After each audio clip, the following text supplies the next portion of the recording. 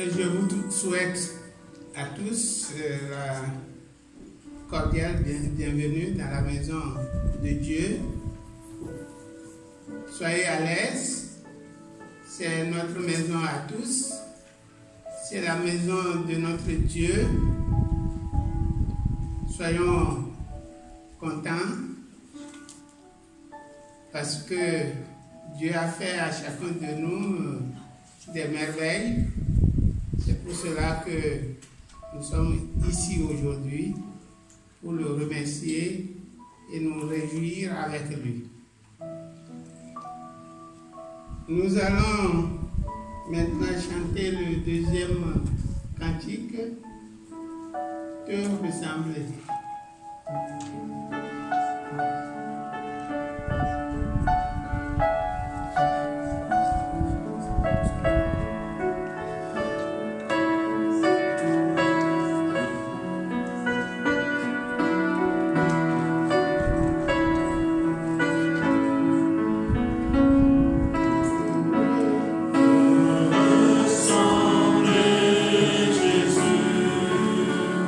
C'est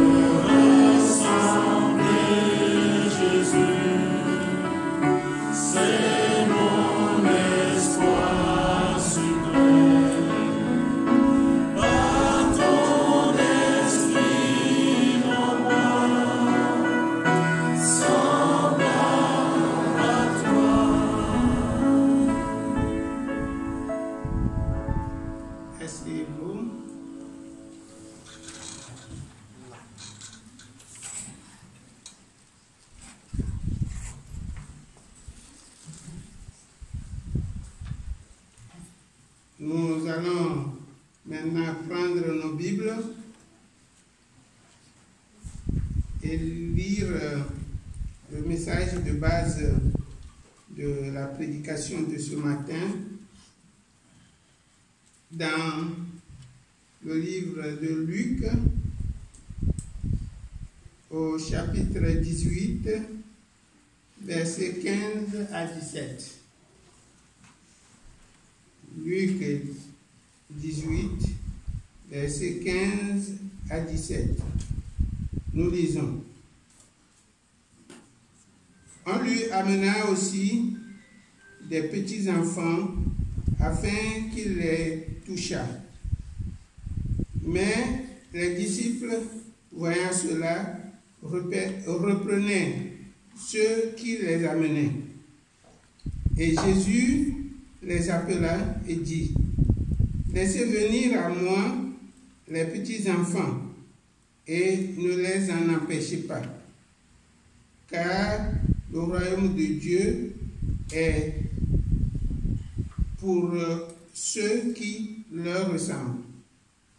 Je vous le dis en vérité, quiconque ne recevra pas le royaume de Dieu comme un petit enfant, n'y entrera point. » Que la parole de Dieu soit bénie.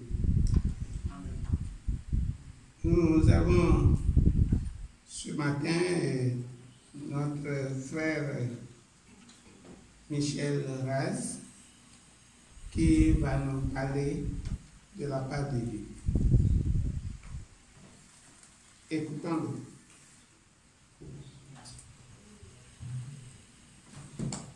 Bonjour à tous. Il fait bien chaud chez vous. Vous savez comme moi que la Bible nous présente toute une série de personnages. Des personnages qui ont des points forts, mais aussi des points faibles. Et la vérité biblique, justement, est là pour nous présenter tous ces personnages avec leurs points forts, leurs points faibles.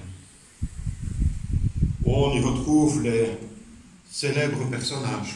Adam, Ève, Noé, Abraham, Isaac, Jacob, on étudie pour l'instant. Ruth, Esther, Marie, Jacques, Pierre, Jean, et il y en a encore quelques autres. Mais parmi les gens célèbres, on a aussi des enfants et des jeunes. Samuel, 4-5 ans. Josias, 8 ans. Jésus, 12. David, 17. Gédéon, 18. La Bible nous présente toute une foule de personnages aussi dont on ne connaît pas le nom et le prénom. C'est ce qu'on appelle, c'est ce que moi j'appelle les anonymes. Il y a toute une série d'anonymes dont on ne sait pas grand-chose de leur vie, mais qui sont apparus à un moment donné dans le récit pour nous montrer le chemin vers Dieu. Ils ont exercé une influence dans le plan de Dieu. Un épisode biblique nous parle d'une personne qui va avoir une grande influence sur son témoignage, par son témoignage, pardon. Alors, je ne sais pas si vous avez déjà fait le compte, mais dans notre Bible, nous avons 31 171 versets. Bon, il peut y avoir quelques petites variantes suivant la traduction, mais à quelques unités près, on y est. 31 171. La personne dont on va parler, dont je vais parler, 2 versets, peut-être 3. Et pourtant, la plupart d'entre nous connaissons cette personne. Nos jeunes connaissent probablement cette personne. Cette personne va avoir un témoignage d'une très grande influence. Est-ce que vous avez une petite idée de la personne? Ne me citez pas de prénom, puisqu'on ne connaît pas le prénom. Ah, vous ne savez pas. Et si je vous dis que c'est un enfant,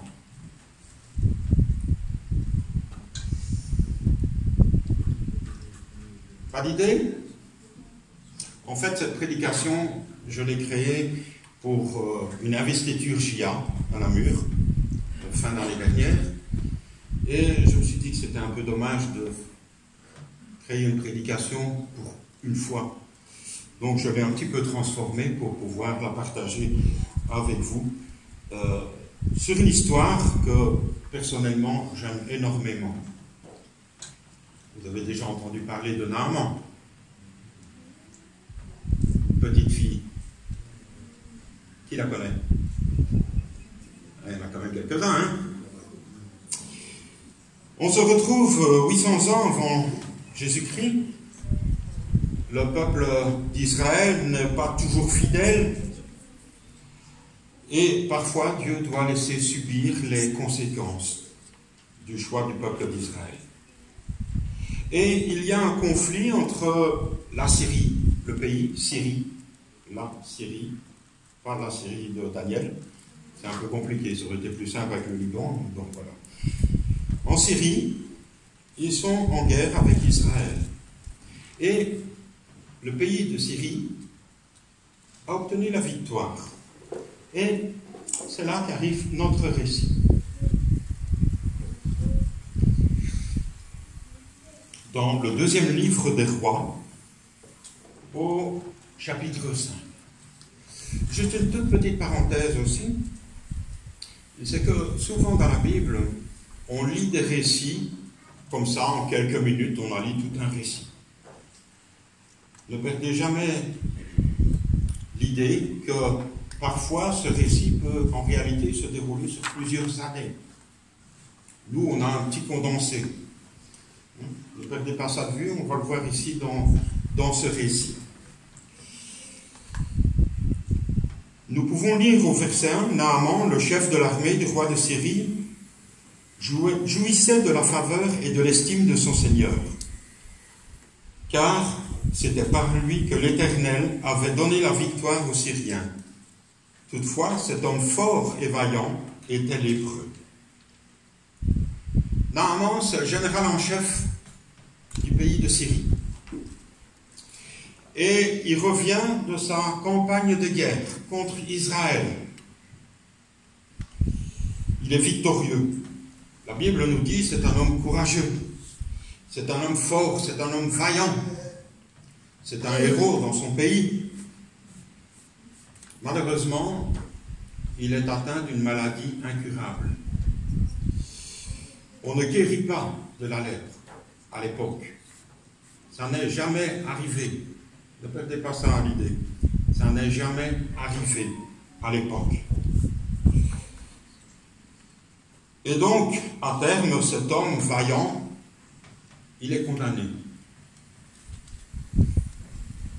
Probablement que la valeur de cet homme va faire qu'on va tarder avant de le mettre à l'écart. Vous savez que les lépreux, on les mettait un peu à l'écart, un peu, beaucoup même, à l'écart. Mais lui, ce n'est pas encore le cas, mais ce n'est qu'une question de temps. Ça va arriver. Et le texte poursuit. Or, les Syriens avaient mené des expéditions et ils avaient ramené prisonnière une petite fille du pays d'Israël. Celle-ci était au service de la femme de Naaman. Nous rencontrons ici cette petite fille. Cette petite fille qui a été emmenée prisonnière de guerre. Et on va la mettre au service de la femme de Naaman. Probablement dans une grande et belle maison, mais cette petite fille a perdu tous ses repères. Enfin presque. Elle est dans un pays étranger, elle entend parler une langue étrangère, elle n'a plus de famille autour d'elle, elle n'a plus d'amis, elle est obligée de travailler, elle est esclave. Elle est maintenant à la disposition et au bon vouloir de la femme de Naaman. Mais c'est vrai que vu le récit, on peut penser qu'elle est bien traitée, elle est bien nourrie, elle est bien considérée. Mais c'est quand même toujours une esclave, au service de ses maîtres. Elle voit ce qui se passe à la maison. Nul doute qu'elle est au courant de la terrible maladie qui frappe son maître. Peut-être reçoit-elle même les confidences de la femme de Naaman, qui vit cette épreuve avec son mari. Et cette petite fille va avoir compassion pour ses maîtres. Un jour, elle va parler. Elle va parler à sa maîtresse. Oh, il y a certainement pas mal de temps qui est déjà passé depuis son arrivée. Le verset 3 nous dit, elle dit à sa maîtresse, « Si seulement mon Seigneur pouvait voir le prophète qui se trouve à Samarie, il le guérirait de sa lèpre. » Cette petite fille a le remède pour son maître. Et elle va le dire à sa maîtresse. Il faut qu'il voie le prophète en Israël. Parce qu'en Israël, il y a un prophète du Dieu vivant. Et si Naaman va le voir, il sera guéri. Il n'y a pas de doute dans cette phrase. Il n'y a aucun doute. Pour elle, ça ne fait aucun doute. Je vous rappelle que c'est toujours une maladie incurable à l'époque, que ça n'est jamais arrivé. Et même Jésus lui-même va en parler. On trouve une parole dans l'évangile de Luc, au chapitre 4 et le verset 27. Je ne sais pas si je ne l'ai pas mis là, mais c'est un texte que vous connaissez.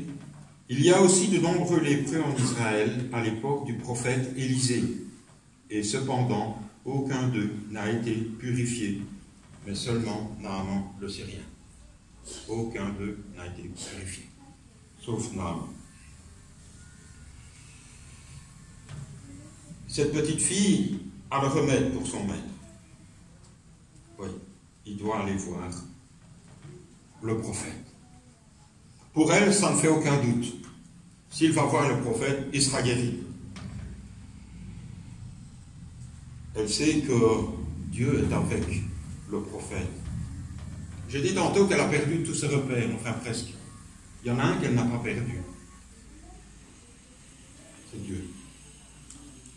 Elle a toujours confiance en Dieu. À travers son prophète.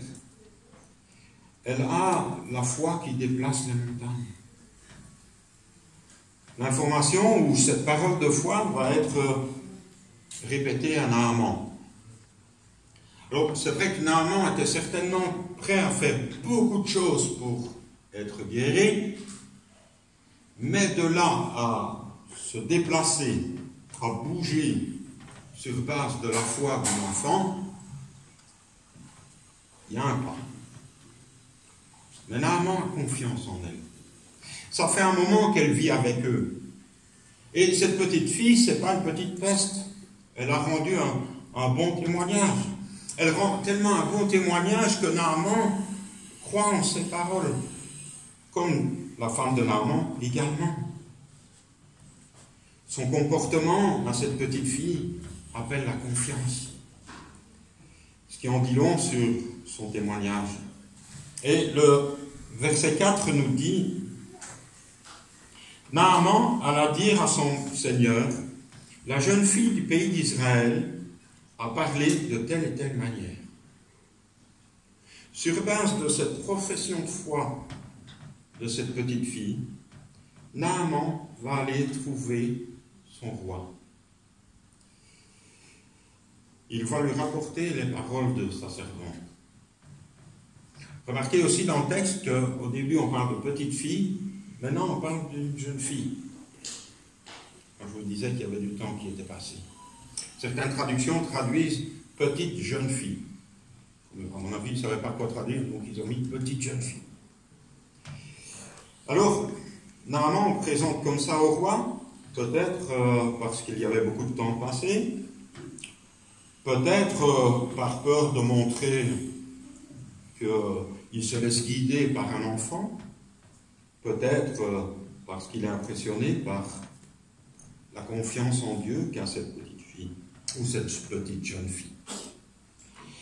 Et le roi de Syrie dit, vas-y, rends-toi à Samarie. Je vais envoyer une lettre au roi d'Israël. Naaman partit, prenant avec lui 300 kilos d'argent, 70 kilos d'or, 10 habits de rechange. Il apporta la lettre au roi d'Israël.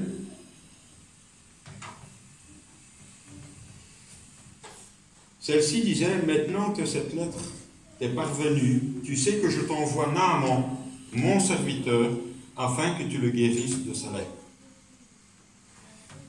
Remarquez que la foi de cette petite fille qu'elle a insufflée avec l'aide de Dieu chez Naaman, ça s'est insufflé aussi dans le roi de Syrie. Il dit: vas-y, tu seras guéri. La foi qui passe. Le roi va donner son accord et Naaman et son escorte vont partir.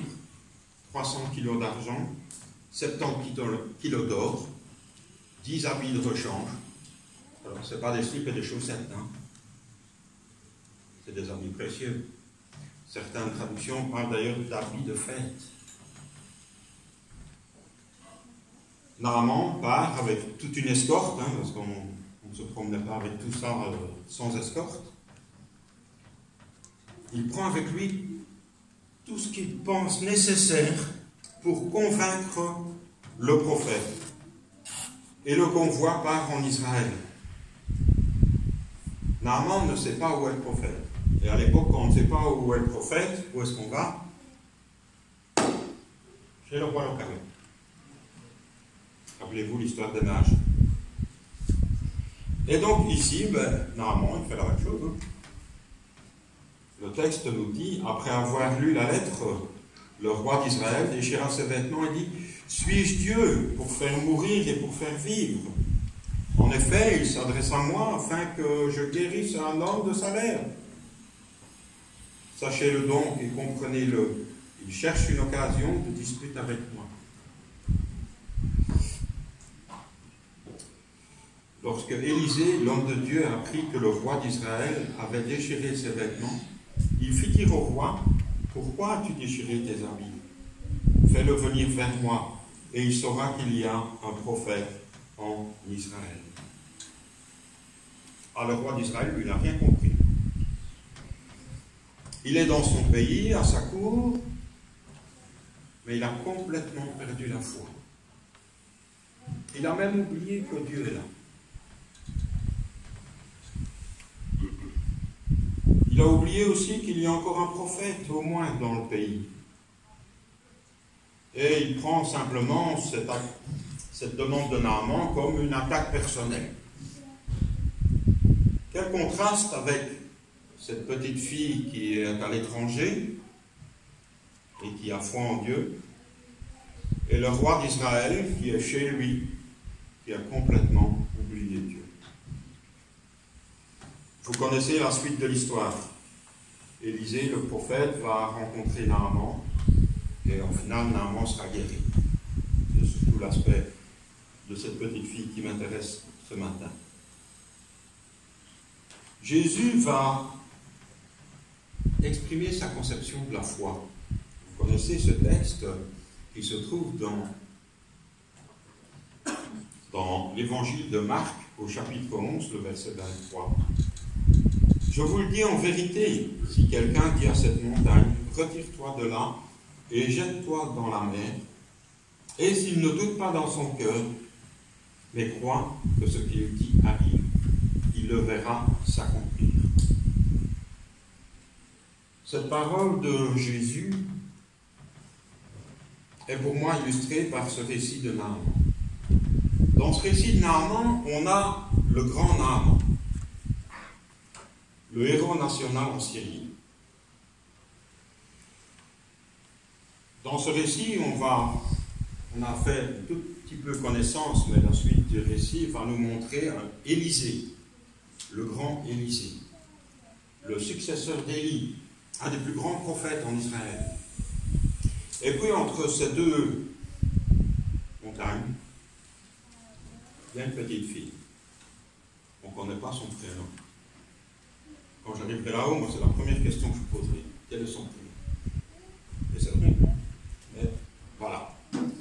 On n'a pas son prénom. Mais cette rencontre entre Naaman et Élisée n'a pu se produire que par le témoignage de cette petite fille. Si elle n'avait pas montré sa foi en parole et en acte, rien de tout cela ne serait arrivé. Jésus n'aurait jamais fait référence à l'histoire de Naaman. 2800 ans plus tard, on ne saurait rien de Naaman. On ne saurait pas de quel miracle il aurait été le bénéficiaire. Et moi, je serais en train de vous parler d'un autre récit. Le témoignage de foi d'une petite fille a rendu tout ça possible. Sa foi et son témoignage vont déplacer une montagne.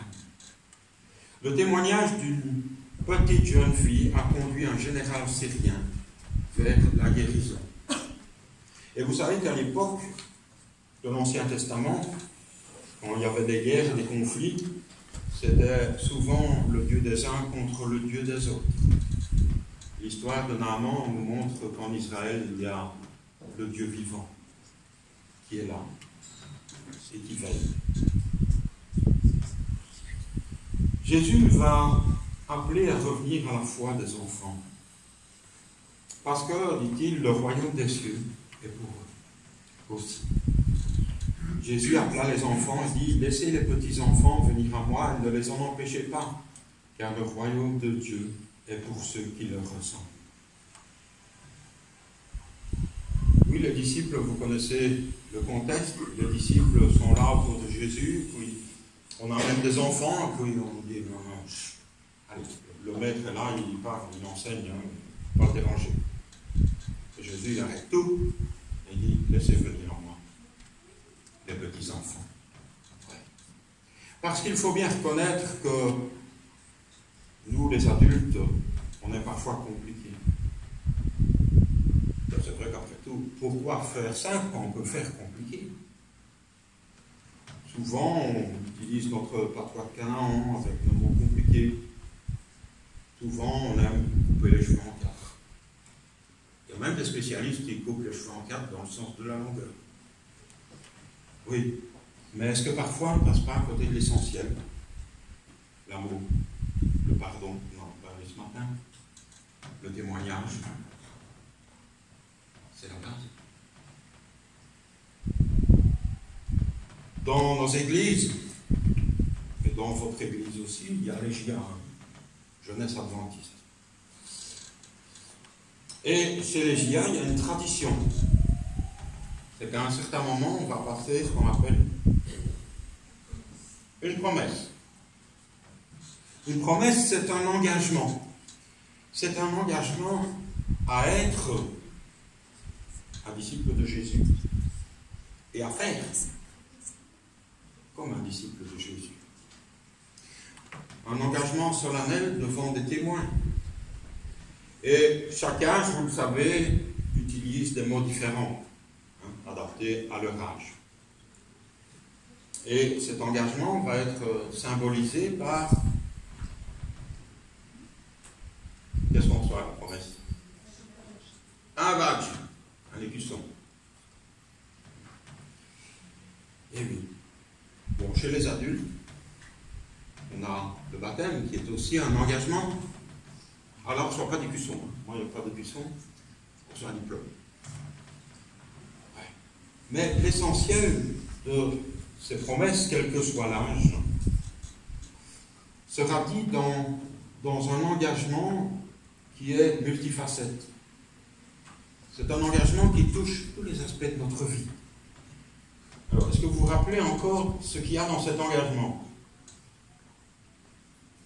Alors, pour les adultes, nous, c'est loin. Moi, c'est au siècle dernier que j'ai fait ma promesse. Alors, je vais vous aider un petit peu. Aimer Dieu. Oui. Apprendre à le connaître. Penser à lui. Prier chaque jour. Lire la Bible. Respecter le Créateur. Mais c'est aussi être un témoin, faire de son mieux, faire ce qui est bien, aimer les autres, être attentif à leurs besoins, vivre avec l'aide de Dieu et de Jésus. Tous des éléments qui résument la vie du chrétien. En résumé, c'est toujours faire de son mieux avec l'aide de Dieu et de Jésus. Vous vous êtes pas trompé, hein? Vous êtes bien prédication. Mais est-ce que ce n'est pas là les valeurs des chrétiens? Est-ce que ce ne sont pas là les objectifs de tout croyant à tout âge? Dans ce trimestre, on étudie la vie de ce qu'on appelle les patriarches.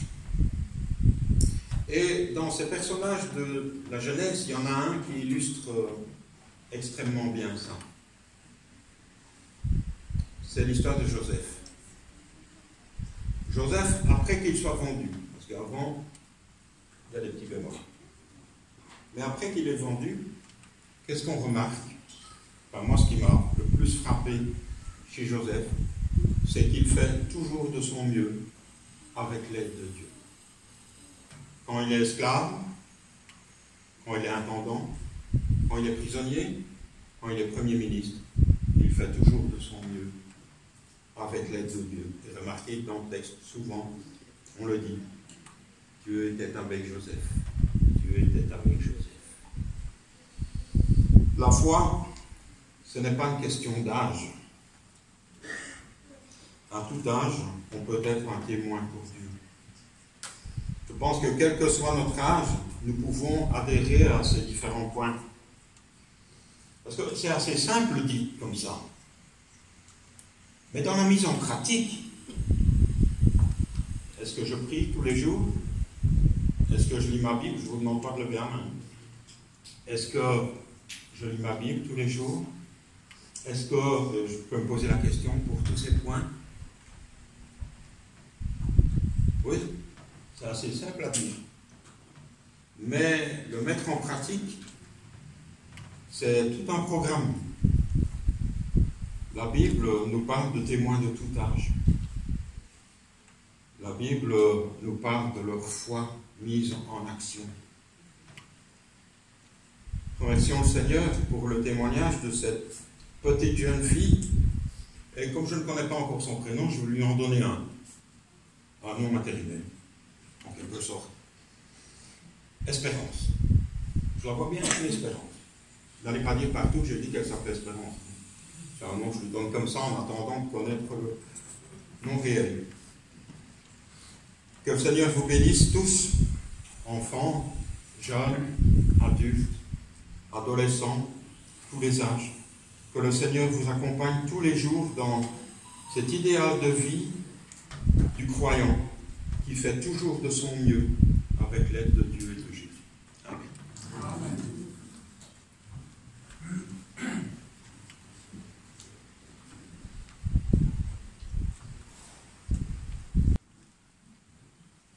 Nous remercions Dieu pour ce beau message que nous avons écouté et sur lequel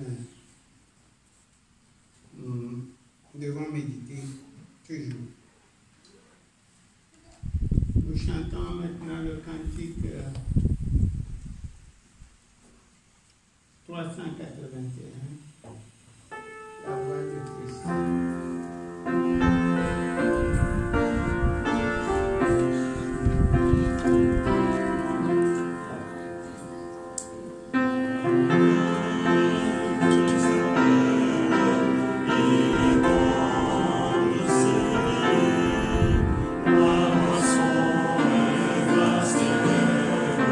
Qui veut pour moi travailler.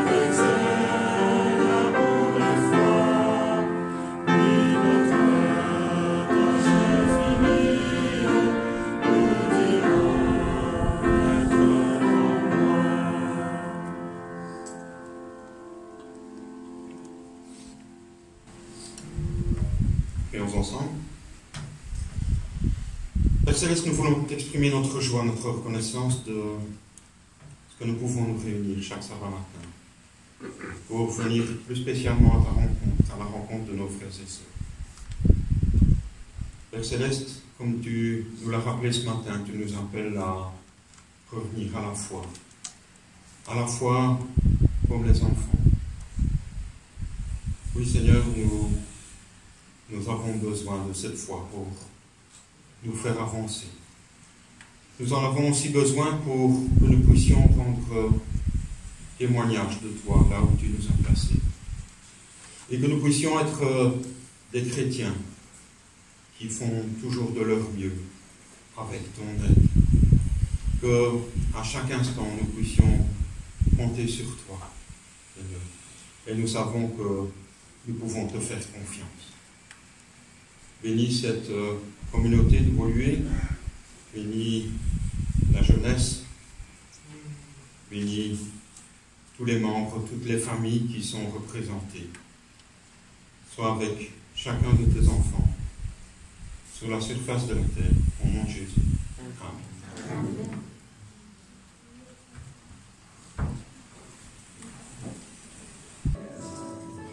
Nous allons nous lever et chanter le dernier cantique.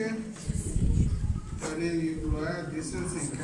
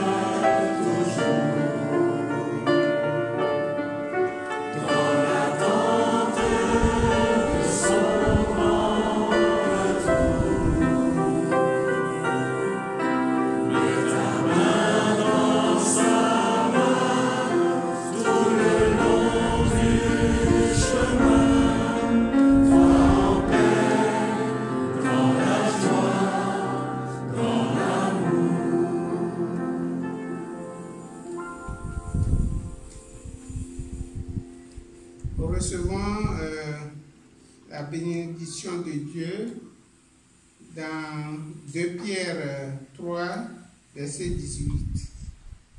Mais croissez dans la grâce et dans la connaissance de notre Seigneur et Sauveur Jésus-Christ. À lui soit la gloire maintenant et pour l'éternité. Amen. Amen. Allons dans la grâce du Seigneur.